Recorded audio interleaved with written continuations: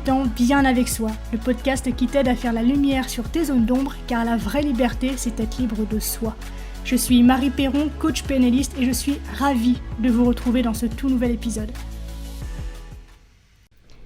Hello, je suis super heureuse de te retrouver pour ce 29e épisode dans lequel je vais t'expliquer pourquoi poursuivre tes rêves détruit ta vie. Ça fait hyper longtemps que j'ai envie de faire cet épisode. D'ailleurs, au départ, je voulais en faire une vidéo. Mais ça fait des semaines que la chose traînasse, tout simplement parce que je ne parviens pas à trouver les mots pour exprimer mon message autour de cette idée. Pourtant, c'est une notion qui est importante pour moi, autour de laquelle j'ai envie de pouvoir construire un débat, un échange avec toi. Donc, ce que je te propose, c'est de faire ce que j'aime faire lorsque mes idées semblent m'échapper, à savoir que j'attrape mon micro, je sors marcher et je parle. Comme ça, sans trop réfléchir. Donc, je ne suis pas plus convaincue qu'il y a 2 jours de trouver les mots justes pour faire passer mon message. En revanche, le paysage que j'ai sous les yeux est juste à couper le souffle.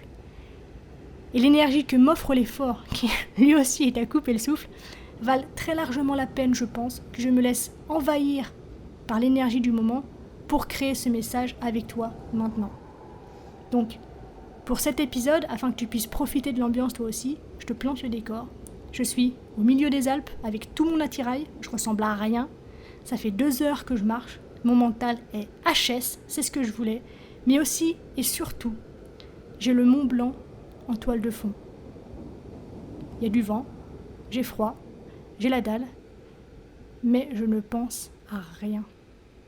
Donc, j'espère que l'atmosphère et l'ambiance ne seront pas trop bruyants et n'empêcheront pas une écoute agréable de cet épisode. En revanche, j'espère aussi que l'atmosphère et l'ambiance seront aussi intenses et puissants pour toi qu'ils le sont pour moi. Et je nous souhaite à tous les deux de pouvoir en profiter maintenant.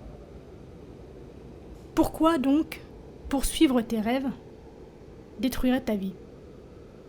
Je pense qu'il y a une sorte d'injonction toxique qui fait beaucoup de bruit aujourd'hui dans le monde de manière générale, mais plus particulièrement dans le monde du développement personnel. Une sorte d'antidote surprescrit à une vie de merde, c'est celle qui nous invite à poursuivre nos rêves. Et tu vas me dire, mais qu'y a-t-il de mal à développer une vision pour sa vie et à poursuivre sa vision de tout son cœur ? Eh bien, à mes yeux, il y a vraiment 2 ou 3 choses qui ne vont pas avec cette idée. Tout simplement parce que je pense que si tu montes à bord de ce train de pensée, eh bien tu pourrais finir par découvrir qu'à mesure que les paysages défilent, eh bien tu es de moins en moins heureux. Et c'est pas le contrat que tu as signé à la base. Et tu te sens de moins en moins heureux tout simplement parce que cet état d'esprit, pour moi, te pousse à te concentrer sur les mauvaises choses. Un rêve, par définition, c'est une représentation plus ou moins idéale ou chimérique de ce qu'on veut réaliser ou de ce qu'on désire. Donc, déjà, pour commencer, il s'agit de poursuivre, donc d'être derrière quelque chose de chimérique, donc d'illusoire. La notion d'illusoire étant renforcée ici par le fait qu'on n'atteint jamais vraiment ce que l'on a imaginé à la virgule près. Donc, déjà au départ, il y a toujours une bonne raison de ne pas être totalement satisfait, de pouvoir être déçu. Et c'est la raison pour laquelle, à mes yeux, déjà, poursuivre tes rêves peut t'encourager à te concentrer sur les mauvaises choses, sur ce qui te manque, sur ce qui ne va pas, sur ce qui fait mal, en fonction du degré des attentes que tu nourris à l'égard de cet objectif, de ce rêve que tu souhaites accomplir.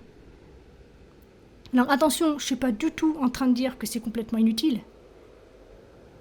Mais en même temps, je pense que tu as déjà entendu, j'ai entendu, et je pense que tout le monde sur cette terre a déjà entendu des histoires de personnes qui, sur le papier, vivent la vie de leurs rêves et qui pourtant sont malheureux. Des gens qui ont réussi, qui ont beaucoup de succès et qui pourtant sont malheureux et surtout sont vides à l'intérieur, à tel point que certains se réfugient dans la drogue, d'autres finissent par se suicider. Donc du coup, c'est quoi ce deal en fait ? Elle est où la déconnexion ? Puisque ce sont des gens qui, sur le papier, sur les écrans en tout cas, de la façon dont on nous les vend, ont tout pour être heureux. Ils sont riches, ils sont célèbres, ils ont qui ils veulent à leurs pieds, ils peuvent faire ce qu'ils veulent de leur temps, n'importe où, n'importe quand, avec n'importe qui.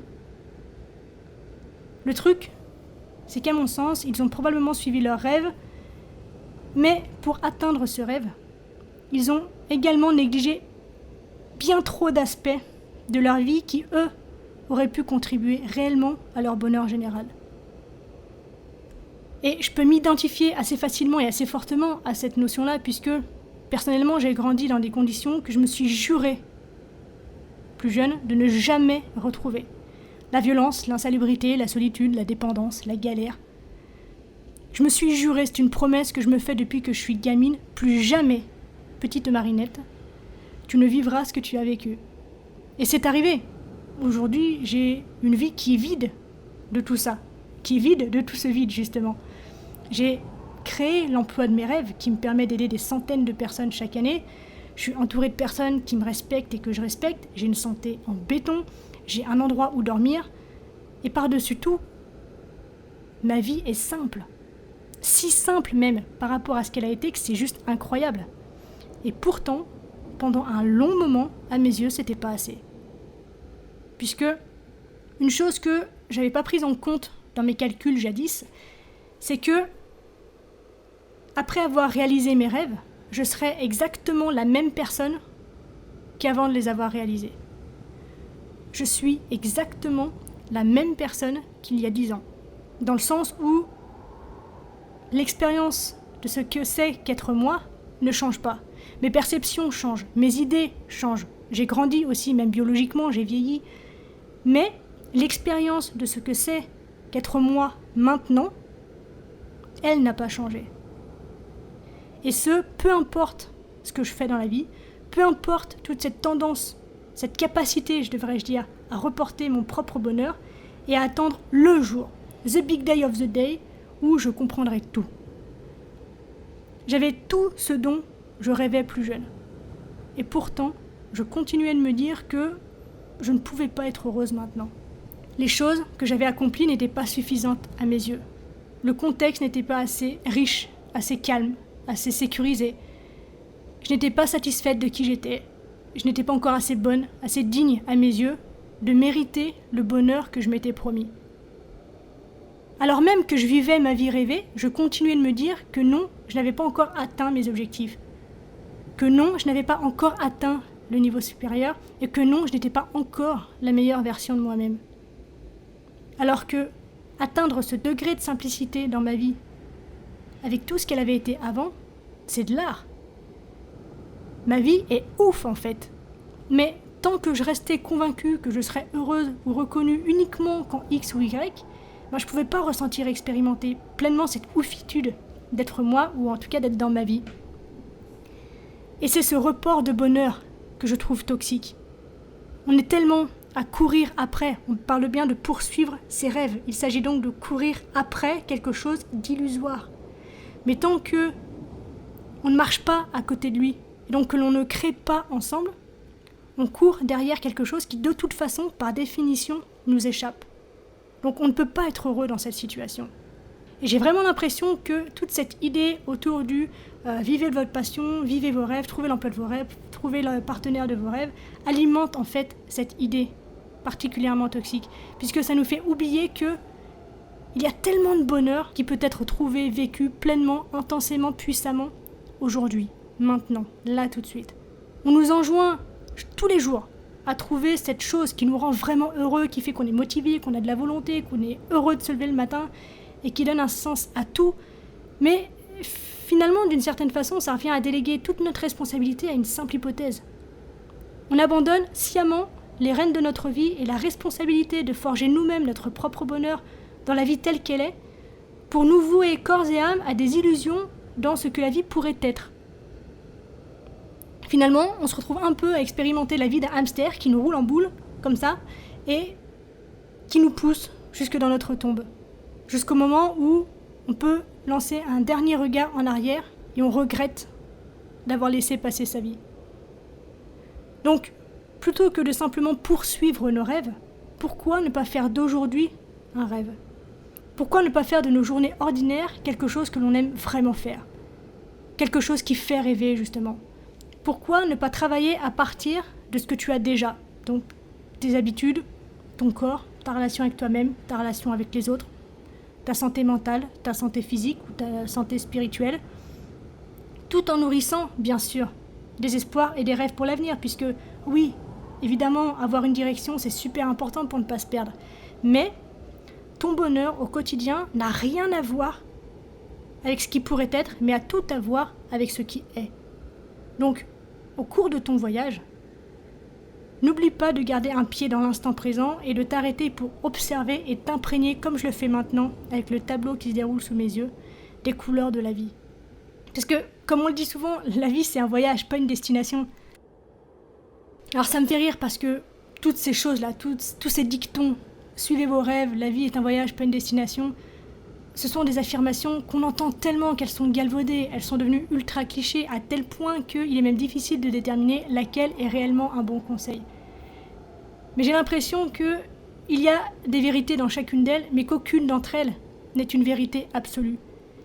Et c'est une tendance que nous avons aujourd'hui à absolument tout scinder en deux camps, le vrai, le faux, le bien, le mal, le plus, le moins, et il ne se passe plus rien au milieu.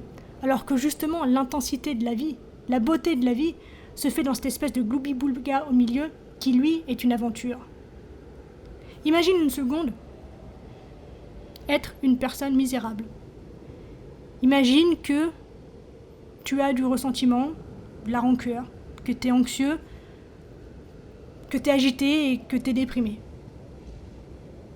Peut-être même, tu n'as pas besoin d'imaginer, puisque c'est une aventure que l'on a tous croisée au moins une fois, mais plonge-toi dans l'expérience 2 secondes.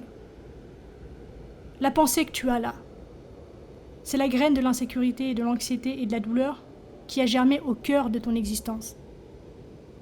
Donc comme je t'ai dit, ça peut être toi, peut-être en ce moment. Et je l'ai été moi aussi. Eh bien sache que ce que tu ressens là, maintenant, ce sentiment-là que tu as, c'est ça l'expérience d'être toi.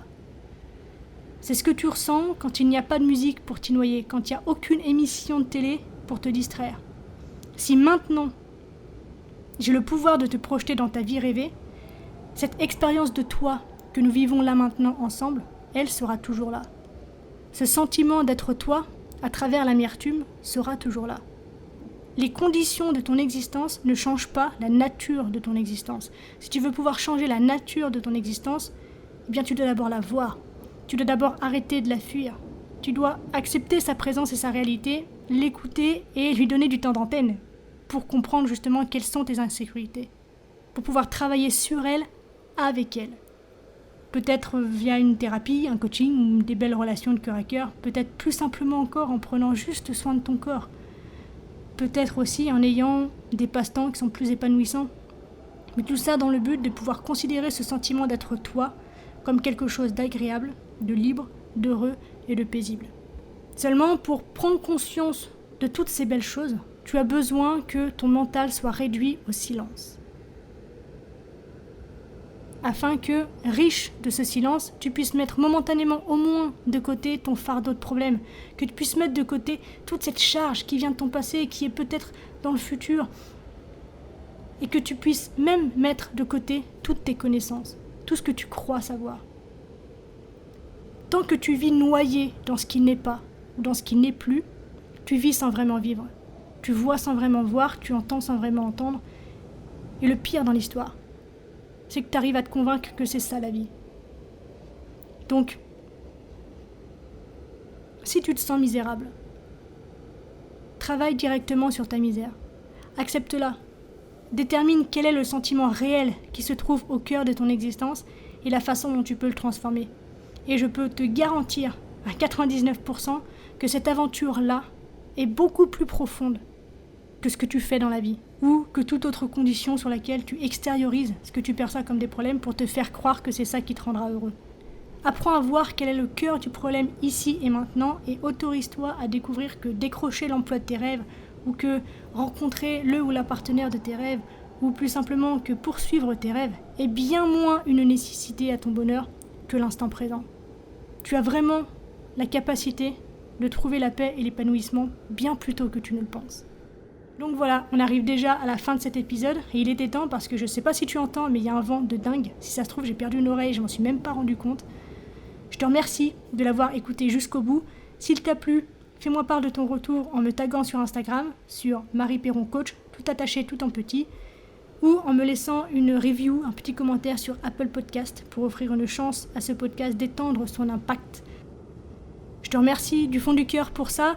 On se retrouve très vite dans un nouvel épisode. D'ici là, bien sûr, prends soin de toi, sois reconnaissant envers la vie et surtout n'oublie jamais que tu es la personne la plus importante de ta vie et que de ce fait, tu mérites ce qu'il y a de meilleur.